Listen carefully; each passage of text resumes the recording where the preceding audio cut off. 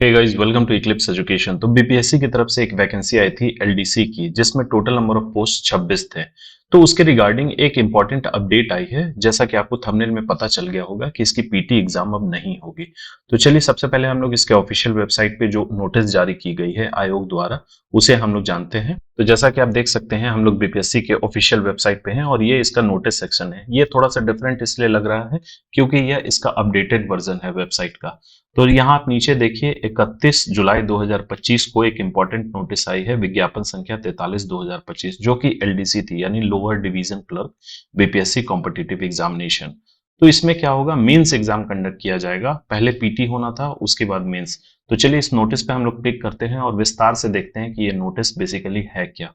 तो जैसा कि आप देख सकते हैं, ये इसका ऑफिशियल नोटिस है। चलिए इस नोटिस को हम लोग पढ़ते हैं। विज्ञापन संख्या 43/2025 के अंतर्गत बिहार लोक सेवा आयोग कार्यालय पटना में निम्न वर्गीय लिपिक यानी कि एलडीसी के रिक्त पदों पर नियुक्ति हेतु प्रकाशित विज्ञापन की कंडिका 6 के अनुसार प्रारंभिक परीक्षा के स्थान पर अब मुख्य लिखित वास्तुनिष्ठ प्रतियोगिता परीक्षा दिनांक 20 सितंबर 2025 को आयोजित की जाएगी।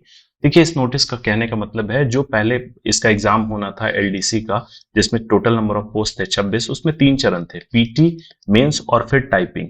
लेकिन यहाँ पे क्या हुआ, कुछ उसमें संशोधन किया गया है और पीटी को कैंसिल करके अब सीधे मेंस कंडक्ट करवाया जाएगा उसी डेट को जिसमें पीटी होना था। पीटी पहले 20 सितंबर को ही निर्धारित था, लेकिन अब पीटी कैंसिल हो गया है, तो अब सीधे मेंस होगा और उसके बाद टाइपिंग। तो चलिए हम लोग कंडिका 6 देख लेते हैं, क्यों पीटी एग्जाम कैंसिल किया गया, क्या कंडीशन है उसके।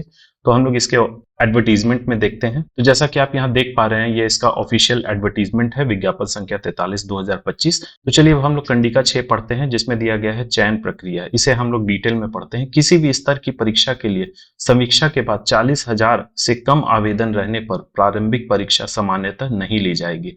यानी कि यहाँ इन्होंने क्लियर कर दिया है कि जो एप्लीकेशन किसी भी पोस्ट के लिए अगर 40,000 से कम उसमें कैंडिडेट्स अप्लाई करते हैं, फॉर्म अप्लाई होते हैं, तो उस केस में पीटी एग्जाम्स नहीं ली जाएगी। अगर 40,000 से अधिक आवेदन प्राप्त होने पर परीक्षाएं 2 चरणों में आयोजित की जाती है, जिसमें प्रथम चरण जिसे हम लोग बोलते हैं पीटी एग्जाम या फिर प्रारंभिक परीक्षा, तथा द्वितीय चरण मुख्य परीक्षा।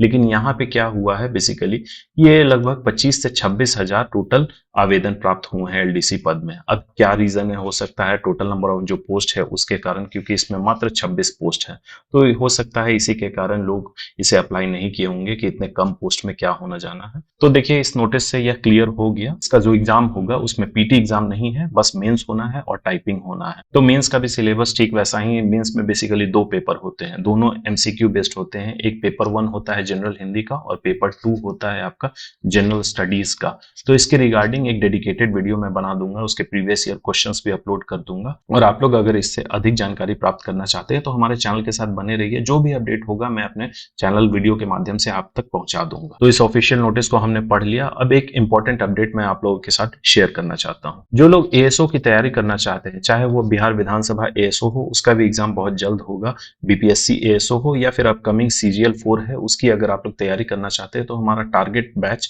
तथास्तु आप लोग ज्वाइन कर सकते हैं। यह 2 जून से स्टार्ट हो गया है और यह स्पेशली डिजाइन है एएसओ के लिए।